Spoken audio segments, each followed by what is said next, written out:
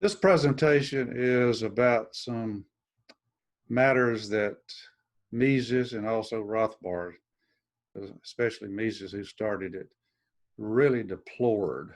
This historicism, positivism, and it's basically engineering us by the globalists. And I'll get into it, that we can't think for ourselves and even believe that we have no will, that kind of thing. Of course they do, but we don't. It's one of the reasons that she was taught this when Hillary Clinton called people deplorables. But let me start off with a little bit of different twist here. Alan Mendenhall, who is a constitutional lawyer, lives in Auburn. He may have moved because he just took a position. He was teaching law in Montgomery. Now he's with his business school just as a week ago, I believe, at Troy University. I don't know if he still got a doctorate degree in English, got a law degree. He wrote, this is from Mises Wire, "The United States is not a nation, the problem with, quote, national conservatism," end quote. And he points out that we are a country, not a nation. That's what we're supposed to be. And he wrote, why? Because the United States is not and has never been a nation. The founding generation referred to the United States as a plural noun. In other words, quote, these United States, end quote, because several sovereigns fell under that designation. St. George Tucker called the United States a federal compact consisting of several sovereign and independent states. If this view seems unrecognizable today, he says, it is because nationalism within the United States is dying or dead, and the United States killed it. So we're supposed to be these United States and never a nation. In other words, we are a country of United States. But of course, the United States of America, he says, in the singular is a country, not a nation. It contains nations within it, but does not itself constitute a nation. Nations involve solidarity among people who share a common culture, language, customs, mores, ethnicity, and history. A country, by contrast, involves political arrangements and governmental territories and boundaries. That's the problem we've got. We have no boundaries.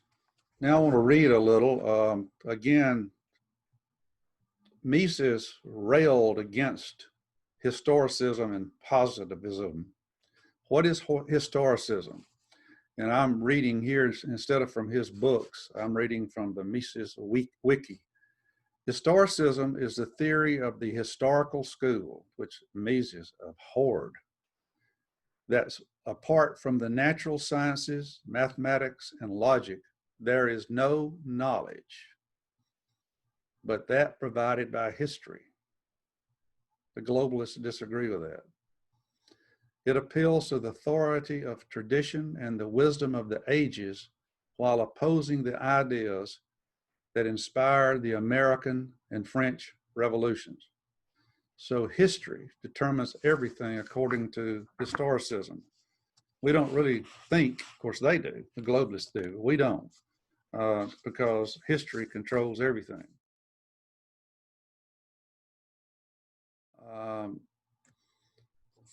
Behaviorism tells us that man can be thought of as an assembled organic machine ready to run. So Hillary Clinton got the word deplorables from that. We're deplorables, we're basically not very bright. And they're the brightest, and we need to be controlled. We don't need to be, they want us controlled. That disregards, as Mises says, the fact that while machines run the way the engineer and the operator makes them run, men run simultaneously here and there. At birth, human infants, regardless of their heredity, are as equal as Fords. according to them. Starting from this manifest falsehood, the behaviorist proposes to operate the human forward the way the operator drives his car. He acts as if he owned humanity and were called upon to control and to shape it according to his own designs. Does this sound familiar? For he himself is above the law, the God, little g, the God-sent ruler of mankind. That's why Mises talks so much about, and Rothbard, our free wills, and they railed against pastors and congregations. Why do you allow the government to continuously take away from your free wills? I thought you said God gave it to you. Well, that shouldn't be. Shouldn't you be fighting for your closeness to God, that you keep your and maintain your free wills that he gave you? They didn't understand why that was just pushed aside and not understood and not talked about, never preached. And they had real problems with this. I do too. Behaviorism, defined, is a systematic approach to understanding the behavior of humans and other animals. It assumes that all behaviors are either reflexes produced by a response to certain stimuli in the environment or a consequence of that individual's history, including especially reinforcement and punishment, together with the individual's current motivational state and controlling stimuli. Although behaviorists generally accepted the important role of inheritance in determining behavior, they focus primarily on environmental factors. So free will, they don't want us to have free will. So they don't even come into the discussion because they just assume that we don't, or they more than assume, they believe that we don't. And you remember, Rothbard really railed against Hegel, the Hegelian dialectic, which is create a problem. Everybody, the mass people say, oh, help us. Woe is us. Oh, fix it, please, fix it. Never to God. And the government, deep state or somebody, the banker, somebody fixes it. And of course, they get more control every time they fix it. Hegel said this: the state, capital S, is the divine idea, capital D-I, as it exists on earth. We must therefore worship the state, capital S, as the manifestation of the divine, capital D, on earth.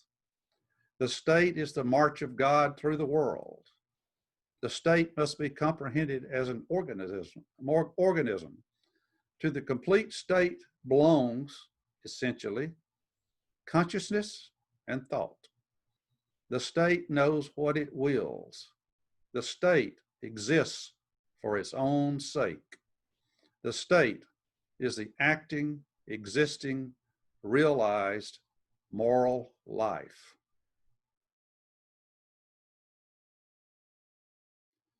So that leads me back to talking about social engineering. Now, Rothbard wrote a very long article, World War I, and the reason that World War I was fought was primarily to put the experts in charge, including later the Keynesians. You've seen my writings on that. That is a very long article. He also talks about how the social gospel started, or the social engineering, somewhat the same. Social engineering is like planning. This term is a synonym for dictatorship and totalitarian tyranny. The idea is to treat human beings in the same way that the engineer treats the stuff out of which he builds his bridges, roads, and machines. The social engineer's will is to be substituted for the will of the various people he plans to use for the construction of his utopia. You hear that? That's their plans. Mises is writing this. Mankind is to be divided into two classes: the almighty dictator on the one hand, and the underlings, the deplorables. the underlings who are to be reduced to the status of mere pawns in his plans and cogs in his machinery. On the other hand, if this were feasible, then of course the social engineer would not have to bother about understanding other people's actions. He would be free to deal with them as technology deals with lumber and iron. That's where they want to go.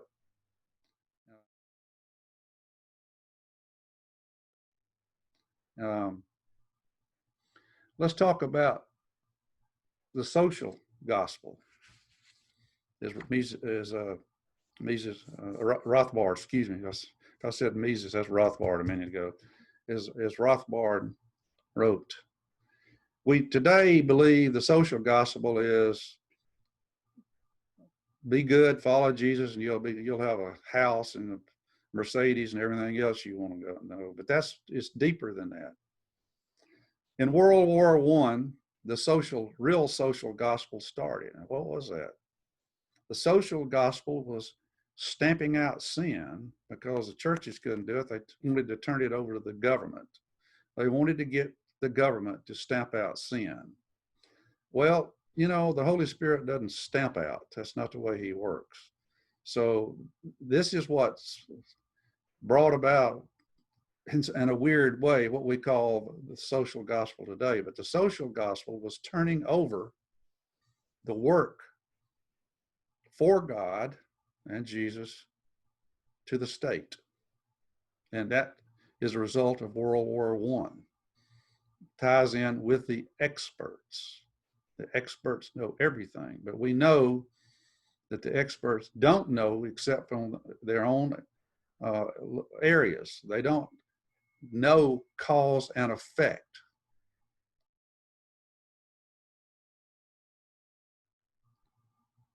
Okay, let me close with this. This is from a book I sent out to some people, Checkmate, the Game of Princes. To this day, one of the aims of the princes is to eliminate Christianity. The reason for this, specifically, anti-Christian sentiment are plethora and will be discussed later in this book. But in simplest form, Christianity represents a sovereignty, capital S, above the sovereignty, little s, of the state, capital S, Hegel.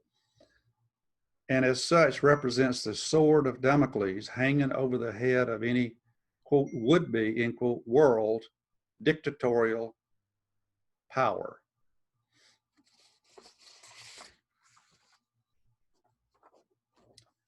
Now, this is describing the plans which we see today in America.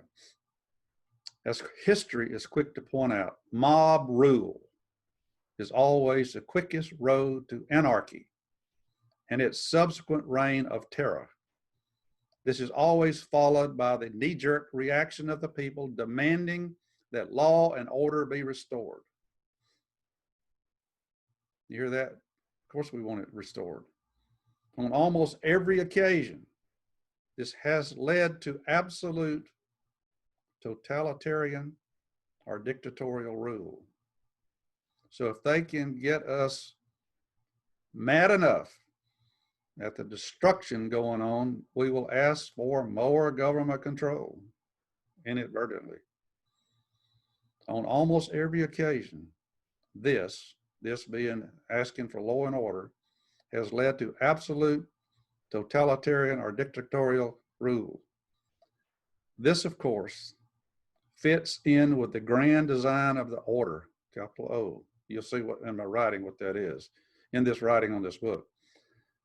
This, of course, fits in with the grand design of the order of the Illuminati and the New World Order proponents of today.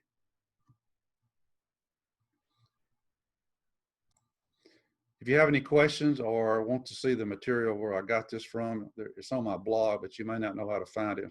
Let me know. Thank you.